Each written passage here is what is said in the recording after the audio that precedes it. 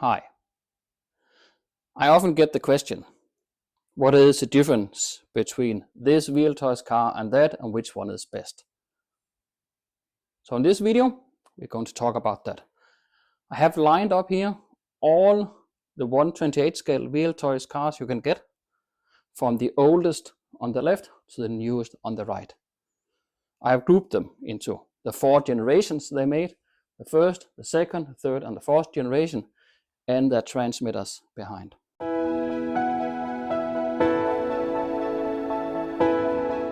First question, which one should I buy? Well, that's easy to answer now, because we have these two cars. The 284019-A, which is a race car, and the 284191, which is a drift car. And these are the best you can get. I have a video up here where I compare the drift car to the previous drift car and the race car to the previous race car. And these are the best. You can see more details in that video. Only in the case where you want to go outdoor, you might consider this one because it has bigger wheels, more ride height is higher, so you can do better outdoors, but still a very small car. There's a limit on how much off-road you can go with this car. But the other cars cannot do any kind of off-road at all.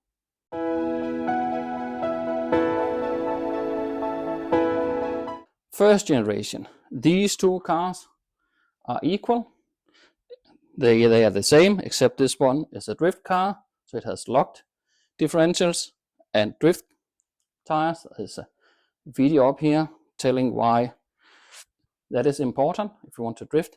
And this one is for racing, so it has open differentials and rubber tires.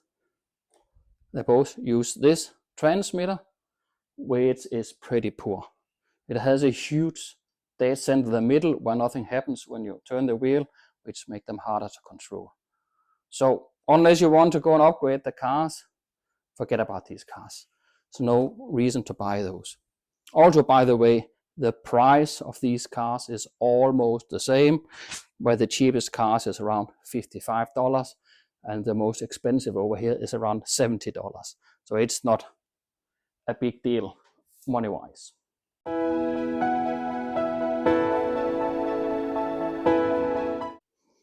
Next generation which came up is this one, the 284131, and the biggest upgrade here is the radio. And this radio is much better. There's no dead point in the center, so this one is actually a decent car, drives pretty well. You're also getting lights on the car up here, here, and in the rear.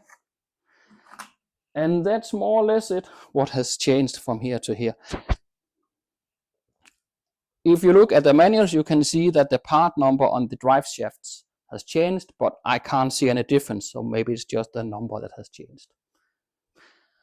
These 3 cars over here all has the same problem. When you get them, the differentials are very sticky and the drivetrain is really tight, but that can be fixed. I have a video up here about how to fix that.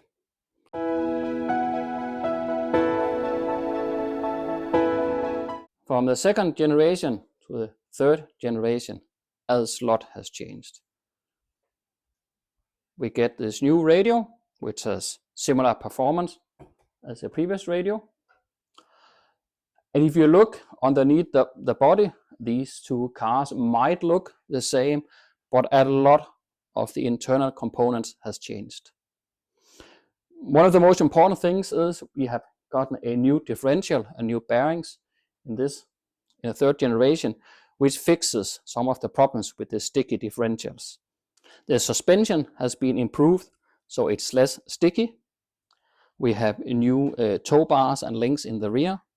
We have the ball heads on the shocks has changed. So all that makes the suspension move a lot more freely. So the issue with sticky suspension and sticky drivetrain is much improved in these models. They still have a little, so you can either just drive with the cars and let them wear in, or you can still go through, as mentioned in the video, to free up the last bits. The servo is new. I don't see any change in performance. Maybe it's just a new part number. The servo arm has also changed. So if you want to do the steering angle increase, there's a video up here about that. That's much easier now. The pinion and the spur seems to have new numbers. I'm not sure if anything's really changed. This one has a metal spur gear. Maybe that's just the only thing. If you know exactly, please let me know in the comments. The spare part number for the motor has also changed, but it looks like it's the same motor, at least they have the same speed. It's just now you get it as a assembled part. The off-road car also has an engine cooler plate. Besides that, it's the same as the rally car except for another gearing. It's a little faster because of the bigger wheels, and then it has some kind of off-road capabilities. The case for the differential has also changed. I guess that comes with the new differential to make that one fit.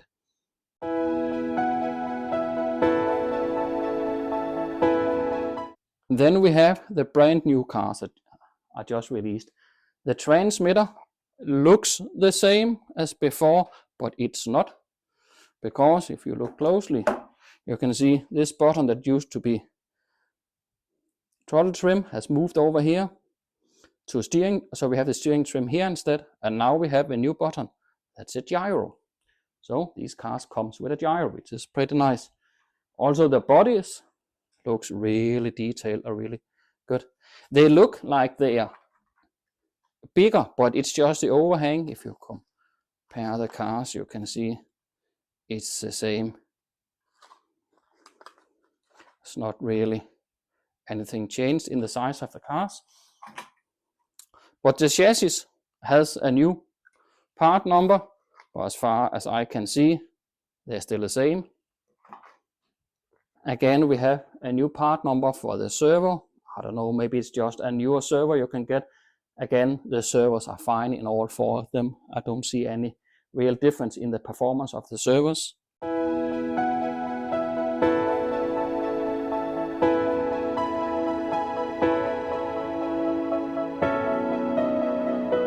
Not much has been changed. It's not been a revolution, but there has been a small evolution from the first generation to the fourth generation.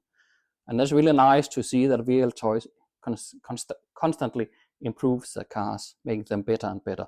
They were good, the old cars. Already here you have a really good car. But the new ones, they're just a tad better.